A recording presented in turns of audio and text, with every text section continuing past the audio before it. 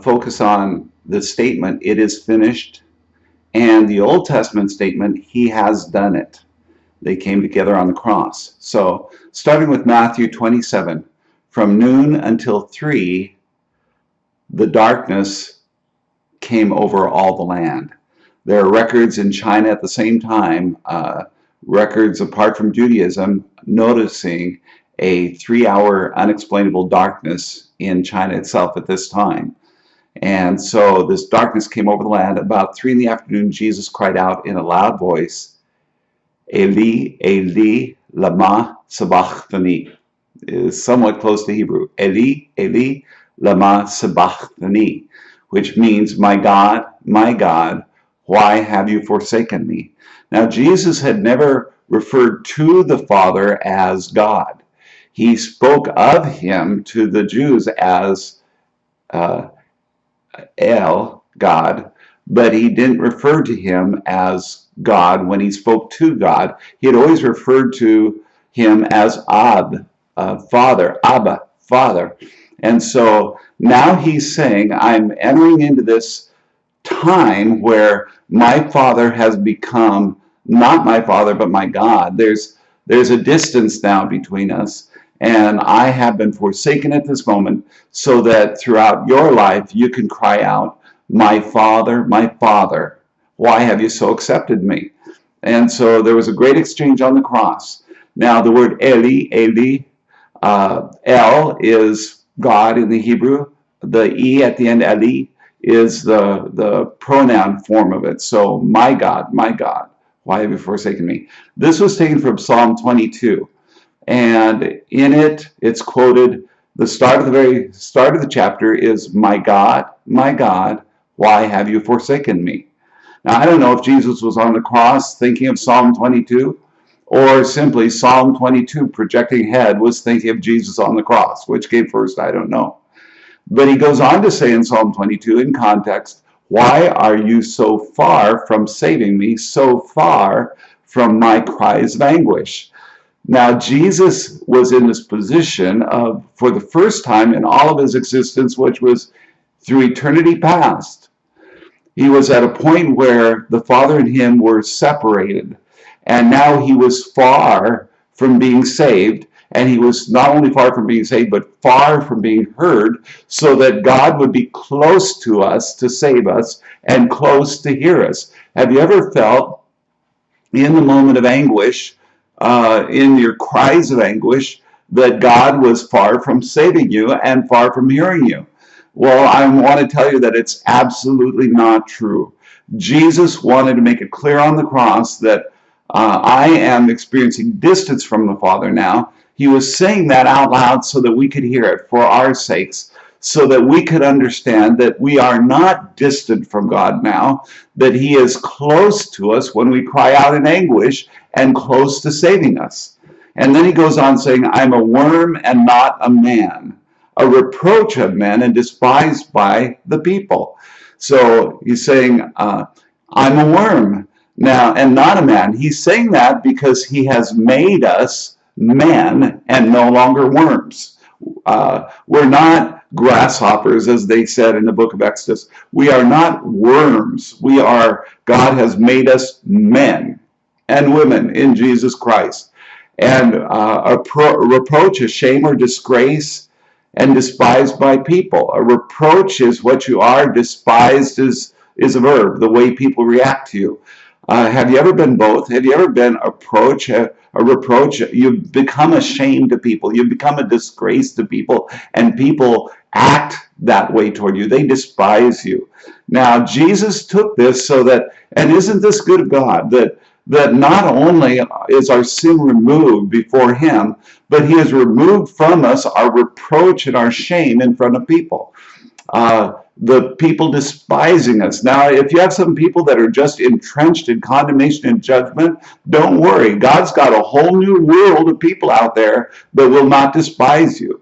He has not called you to live being despised, being a shame, being a reproach, being disgraced. Jesus took the disgrace for you. Isn't that nice of him? Not only to take the penalty and the punishment, but part of that punishment, part of that penalty was this position of being disgraced, being in shame. Jesus was ashamed so that you would not be. Jesus was disgraced so that you would never be disgraced again. Refuse disgrace when it comes. Refuse feelings of shame when they come. Refuse being despised by people. Jesus was despised so that you would never be despised again. Walk away from it. Understand that Jesus took this on the cross for you. All who see me mock me, they hurl insults, shaking their heads, wagging their heads. Now, this was because it says also in Isaiah 52 that when they see me, they're stunned. See, they were appalled, it says in Isaiah 52. They wag their heads, they're just shocked. They mock him, hurl insults. He had been so weakened, he had been so brutalized, and I won't go into all the description now as far as what took place as the flagellum was being used, but there's a good possibility the 40 stripes was a Jewish law. The Romans could go 100, they could go 200, and if they went even 100, they had many times 30 thongs on each whip, and so that would be 3,000 strokes. It would there was bones showing everywhere, skeletons showing everywhere, plucking out the beard. There was the jaw showing. There's teeth showing. And the Bible says that it was stunning to them. They just shook their heads that somebody could go through this much and still be alive. And so bulls of Bashan, in verse 12, many bulls surround me. Strong bulls of Bashan encircle me. These are strong, huffing, goring people. These are people that had no sympathy, no compassion, but their horns are out to gore Jesus again if they could get the chance. Verse 13, roaring lions that tear their prey, open their mouths wide against me. I'm poured out like water. All my bones are out of joint. Now, this could have a physical application as far as an emotional, mental application. But poured out like water is bones out of joint. They were literally, that's what the cross does. You're twisted, you're in these awkward positions, you're constantly trying to raise yourself to get breath, pulling on the nails, pushing up on nails, trying to get breath. And everything just goes out of joint. He was limp, he was weakened. They were like strong bulls, and he was like, I don't have a bone in my body. Have you ever felt that way? I'm like water. There's just no structure for me. There's no strength in me left. My heart has turned to wax. It has melted within me. Literally, he died of, and this could be medically proven, he didn't die from his wounds. He didn't die from the pain. Literally, his heart erupted.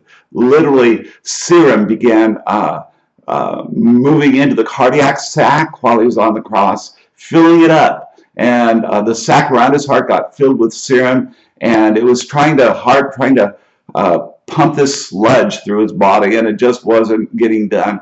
And eventually, he literally died of a broken heart.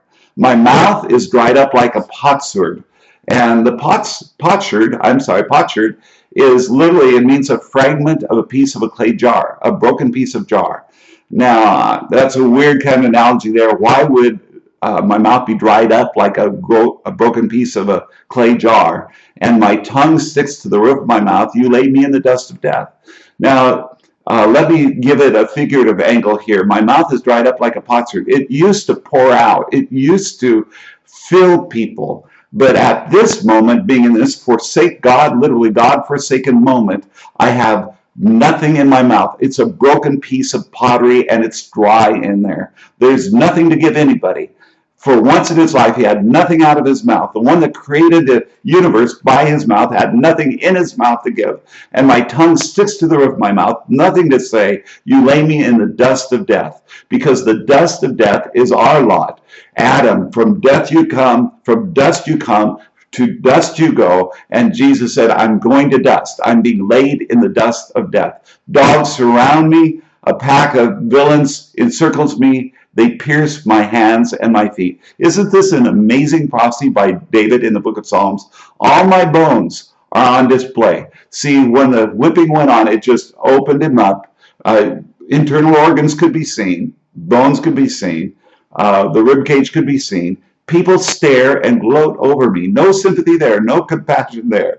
They divide my clothes among them and cast lots for my garment. All of this was fulfilled through Jesus on the cross. Now, but get this. You say, oh, Bob, that's just terrible. Okay, we're looking at the grotesqueness, the gruesomeness of the sin that was put upon him.